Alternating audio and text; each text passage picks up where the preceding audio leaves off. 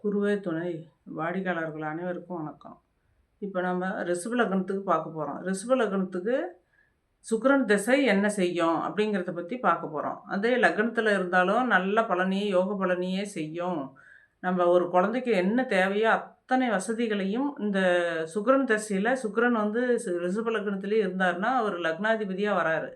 அதனால அந்த குழந்தைக்கு உண்டான தேவையான அனைத்தும் என்ன கல்வியிலிருந்து கல்வி, வசதி வாய்ப்புகள், பணம், காசு, வேலை, தொழிலு, வீடு, வாசல், நிலபுலன் எல்லா சுகபோகங்களையும் லக்னத்தில இருந்தாருன்னா, அந்த சுக்கிர பகவான் வந்து அந்த திசைய நடத்துனாருன்னா குடுத்துருவாரு. அதே சுக்கிர பகவான் 2ஆம் இடத்துல இருந்தாருனாலும், செல்வாக்கான வாழ்க்கை தான் குடுப்பாரு. ஏன்னா, புதன் வீடு வந்து இந்த சுக்கிரனுக்கு நட்பு வீடா வராரு. நட்பு வீடா வரும்போது, இந்த 2ஆம் இடத்துல இருக்கிற சுக்கிர பகவான் வந்து திசைய நடத்தும்போது, ஒரு ஜாதகனுக்கு வந்து என்ன தேவையோ அத்தனை செல்வங்களையும் குடுத்துரும்.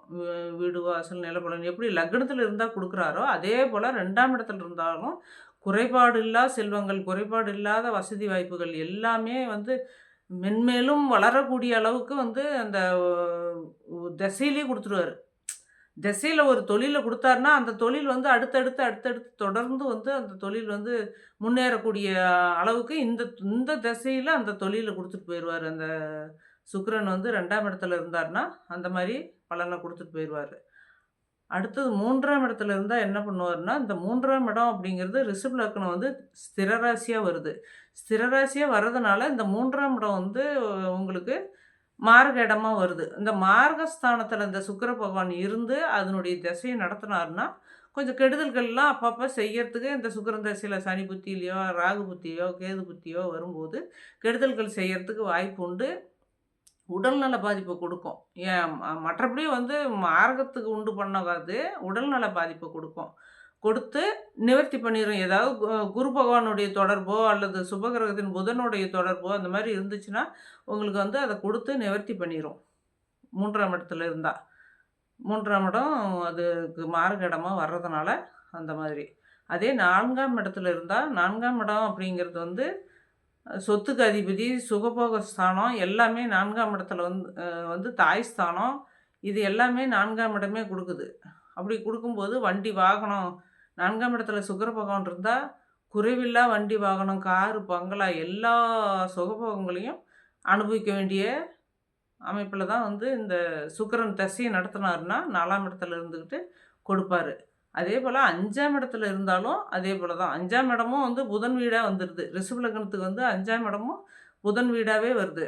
2ஆம் இடமும் புதன் வீடு, 5ஆம் இடமும் புதன் வீடு. அப்ப அந்த புதன் வீட்ல வந்து நட்பு வீட்ல இருக்கும்போது, அவருக்கு சுக்கிர பகவானுக்கு வந்து அந்த 5ஆம் இடங்கிறது குழந்தைங்க ஸ்தானம், புத்திஸ்தானம், புத்திரஸ்தானம் இந்த மாரி எல்லாம் வந்து பூர்வீகம், புத்திரர், புத்திஸ்தானம் இதெல்லாம் வருது 5ஆம் இடம். 5ஆம் இடம் வந்து திரிகோண ஸ்தானாதிபதி ஸ்தானமும் வந்துருது. அப்படி வரும்போது, அந்த ஸ்தானத்தில இருக்கும்போது, அவங்களுக்கு அளவில்லா செல்வங்களை கொட்டிப்புடும். எப்படி கோடிக்கணக்கான செல்வங்களை வந்து அந்த தசையில வந்து 5ஆம் இடத்துல சுக்கிர பகவான் இருக்கும்போது, இது எல்லா சுகபோகங்களையும் குடுத்து, புத்திரர்களும் வந்து நல்ல புத்திரர்களா குடுப்பாரு. பூர்வீகம்னா பாட்டம் பாட்டி சம்பாரிச்சது, அப்பா, அம்மா சம்பாரிச்சது, இந்த சொத்துக்கள்லாம் வந்து நிலையான சொத்தா நிக்கும். 5ஆம் இடத்துல சுக்கிர பகவான் இருந்தா, அது எல்லாமே வில்லங்க இல்லாத கிடைக்கும். பிரச்சனை இல்லாம கிடைக்கும். சுக்கிர பகவான் வந்து 5ஆம் இடத்துல இருந்தா.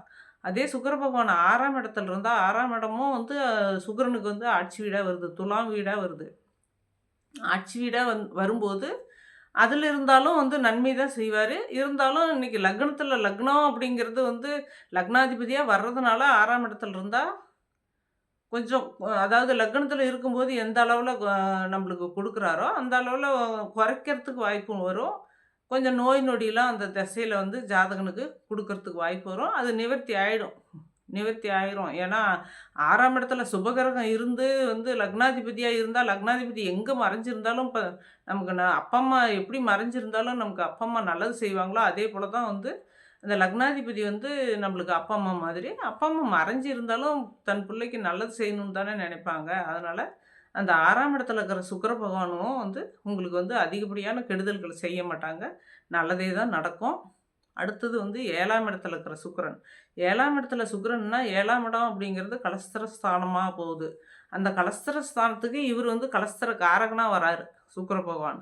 அப்ப அந்த கலஸ்திர ஸ்தானத்துல வந்து கலஸ்திர காரகன் இருக்கிறது தோஷத்த உண்டு பண்ணும்னு சொல்லுவாங்க. அந்த ரிஷப லக்னத்துக்கு வந்து 7ஆம் இடம் அப்படிங்கிறது செவ்வாய் வீடா வருது. அந்த செவ்வாய் வீட்ல சுக்கிரன் இருந்தாலும், கொஞ்சம் அந்த நேரத்துல வந்து அ திருமண வயதுல வந்து திசை வரக்கூடாது.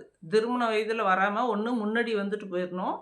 7ஆம் இடத்துல சுக்கிரன் இருந்தா, அல்லது வயதான காலத்துல வரணும் சுக்கிரனுடைய திசை.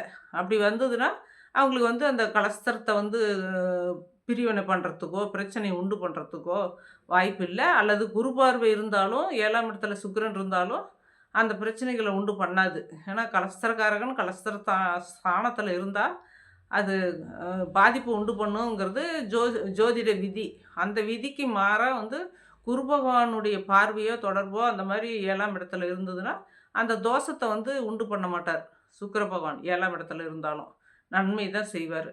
அதே 8ஆம் இடத்துல இருந்தாருன்னா, 8ஆம் இடங்கிறது வந்து குருவோட வீடா வருது ரிஷப லக்னத்துக்கு. அப்புறம் இந்த ஸ்திர ராசிக்கு வந்து 8ஆம் இடம் வந்து மாரகமா வருது. மாரக இடமா வருது. ஆயுள் ஸ்தானமாவும் வருது, மாரக இடமாவும் வருது. அதில போய் லக்னாதிபதி உட்காந்துருந்தான்னா, இந்த உடல்நல பாதிப்ப அப்பப்போ கொடுப்பாரு. ஏதாவது பாவகிரகத்தின் தொடர்பு இல்லாம சுபகிரகத்தின் தொடர்பு, குருவோட தொடர்பு இருந்துச்சுன்னா, இந்த கெடுதல்கள்லாம் வந்து 8ஆம் இடத்துல இருந்தாலும், அவங்களுக்கு வந்து தசை நடந்தாலும் கெடுதல்கள் நடக்காது.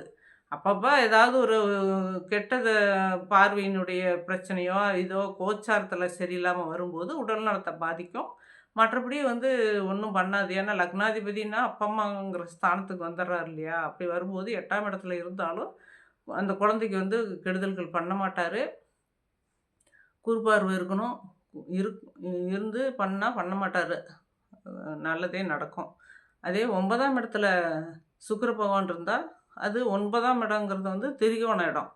அப்ப இந்த ரிஷப லக்னத்துக்கு வந்து திரிகோண இடத்துல போய் நம்ம லக்னாதிபதி உட்கார்ந்தாருன்னா, அவன் 9ஆம் இடத்துக்குரிய பாக்கியங்கள் அனைத்தும் கிடைக்கும். செல்வங்கள் எத்தனை செல்வங்கள் நம்மளுக்கு ஒரு மனிதனுக்கு தேவையோ, அத்தனை செல்வங்களும் 9ஆம் இடத்துல கிடைச்சிரும். வெளி உலக அறிமுகம் ஆவறது, இந்த மாரி தொழில்கள்லாம் வந்து அமையறதுக்கு உண்டான வாய்ப்பு குடுக்கும். 1000 பேர் வச்சு வேலை செய்ற அளவுக்கு வசதி வாய்ப்புகள குடுத்துரும். 9ஆம் இடத்துல வந்து சுக்கிர பகவான் இருந்து அதனுடைய திசைய நடத்துனாருன்னா. திசை நடத்தாது இருந்தா, அது அந்த வாய்ப்புகள வந்து குறைக்க செய்யும். திசை நடக்கணும். அந்த திசை வந்து 9ல இருந்துகிட்டு நடக்கணும். அதே 10ஆம் இடத்துல சுக்கிர பகவான் இருந்தா, அவங்க அரசியல்ல வந்து பெரிய லெவல்ல வருவாங்க. 10ஆம் இடத்துல இருந்து சுக்கிர பகவானும் இருந்து, இதுல வந்து சூரிய பகவானும் தொடர்புல கொண்டிருந்தா, அரசியல்ல வருவாங்க. கலை நிகழ்ச்சியில அ ஆர்வம் இருக்கும்.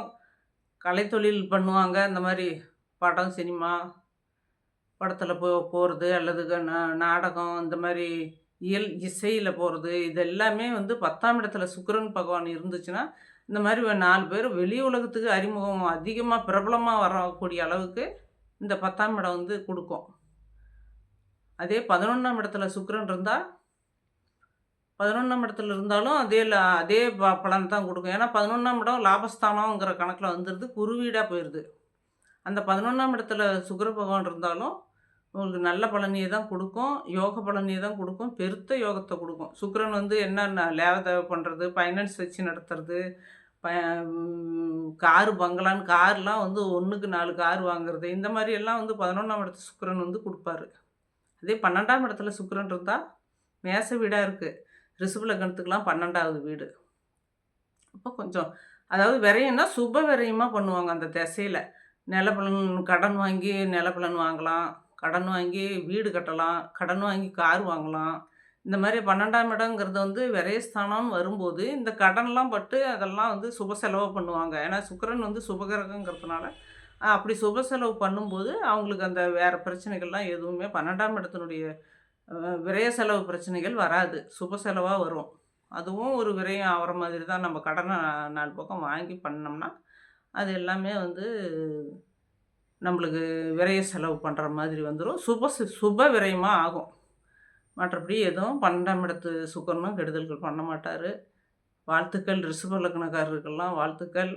நல்லா இருப்பீங்க. வீடியோ பிடிச்சிருந்தா சப்ஸ்கிரைப் பண்ணுங்க, லைக் பண்ணுங்க. உங்களுக்கு தொடர்ந்து என் வீடியோ வரும். பார்ப்பீங்க. வாழ்த்துக்கள்.